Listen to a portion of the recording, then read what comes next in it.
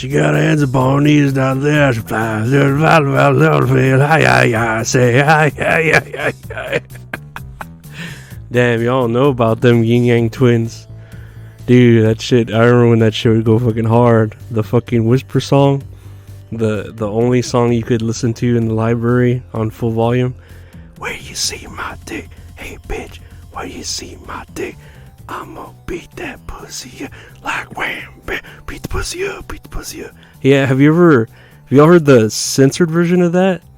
Like all the stuff they leave out and they put sound effects in where it's just like, where you see my, oh, I'm gonna beat that up, beat this up, beat this up. Man, that's so fucking good. I miss when they would censor all that shit for radio play, you know? I remember Ludacris. I loved Ludacris back then, but probably because he would just throw in all these cool sound effects like cars and shit, you know, like revving. That was always fun. Or when they would like reverse their words, that was cool too.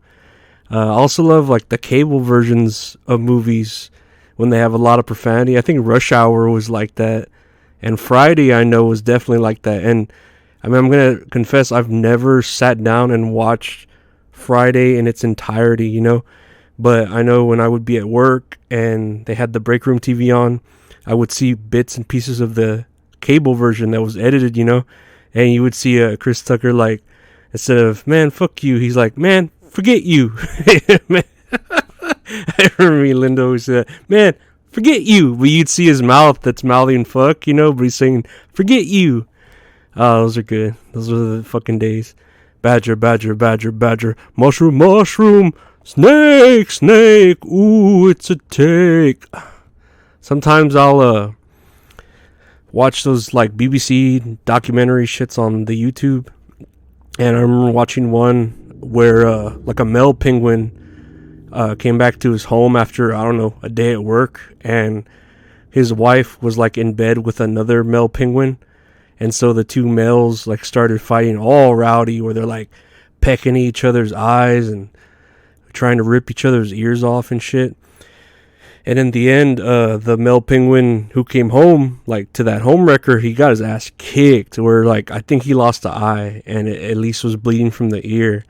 And so the wife or whatever was like, nah, you gotta leave. You lost, you know? And it's just fucked up. Like I even think, since the male penguin lost, the female he threw out the kids to him and was like squawking at him to take his children with him.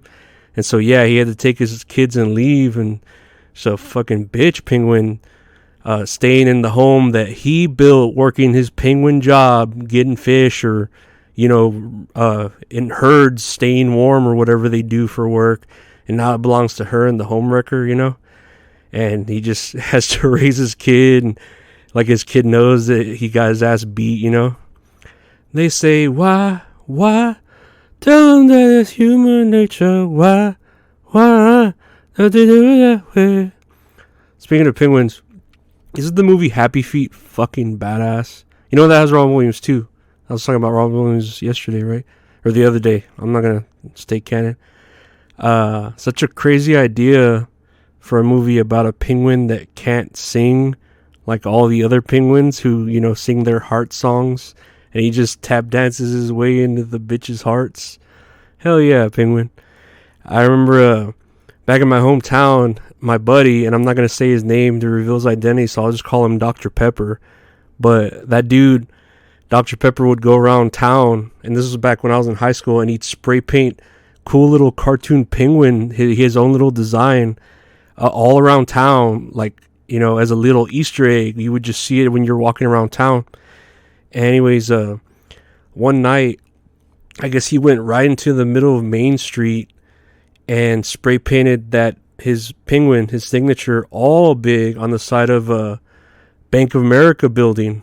And dude, that shit like made the newspapers there. It was like, who did this? If you know, like no one had, it was different back then. No one had film footage or anything, you know, and me and my friends knew that it was Dr. Pepper because that's just the penguin you fucking drew on his Trapper Keeper all the time and shit. And it was just all funny to us. That's all funny. But I remember when I got arrested randomly, I talk about when I got arrested, but Randomly, while the cops were questioning me about like my own case and stuff, they showed me the printed out Kodak pictures of the penguin spray painted, and they were like, "Do you know the identity of who committed this graffiti?" And I was like, "Oh man, no, I've seen that around town. That's pretty funny, you know, but no, I have no idea." Because remember, everyone, open mouths get all the flies. Remember that. That's a saying. It's a lesson you learn from hearing this. And to this day, I don't think Dr. Pepper's been caught, you know? Yeah. I don't think you heard me. I said I like the way you move that thing. No, I'm sorry. I keep singing these songs, like the thong song too, so fucking good. Oh my god. But yeah, Happy Feet, right? So go watch it. Watch the second one too. It's mysteriously good for a sequel, you know, and sequels are usually bad.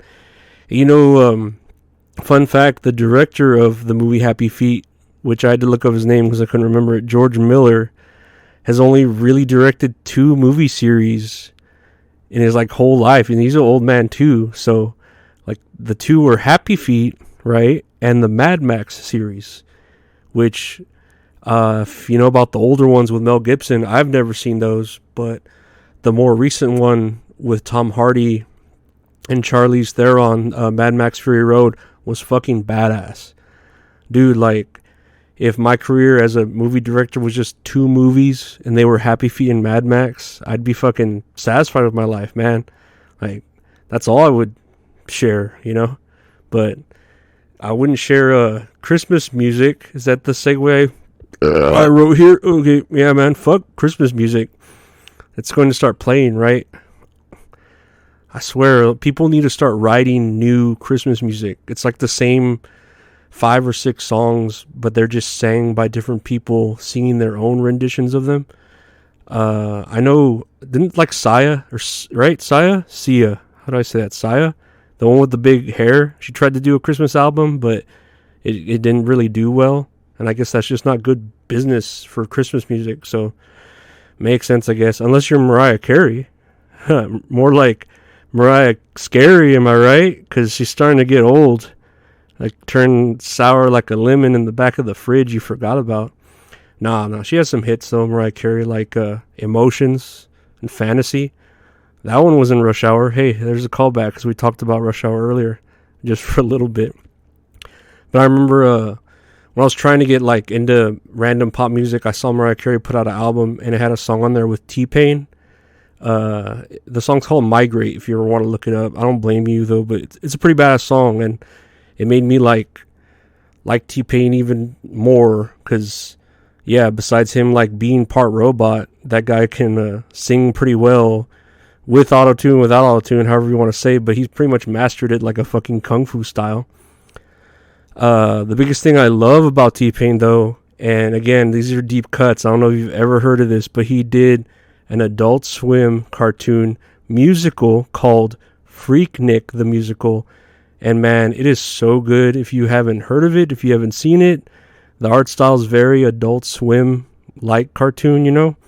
But it has the voices of T-Pain, Rick Ross, Snoop Dogg, Lil Wayne, like all these fucking rappers. Even Charlie Murphy's in it too. Yeah, man. It's pretty expensive DVD now. I have it here, but nah, it's probably like a $60 DVD, but you can buy it on the Apple TV store, I think, for like $3, and it will not disappoint you. Like, if not even if you're just not a fan of T-Pain, but if you just like rap, shit and rap songs and then musicals and Adult Swim cartoons, yeah, you're gonna like it. And he never talks about it. Like, I swear, if I had made Happy Feet or Mad Max or Freaknik the Musical, I'd be bragging about this shit to everyone. But whatever, I'm not a creative, so I guess that's it for today, huh? Another day, another dollop of Daisy. I'll end with this business idea, because I had another business idea the other day, right? So, how people, sometimes people want cups of ice, right? So where do you usually get the best ice from? Maybe Sonic, because they have that cool, like, small little crunched ice. It's very easy to chew.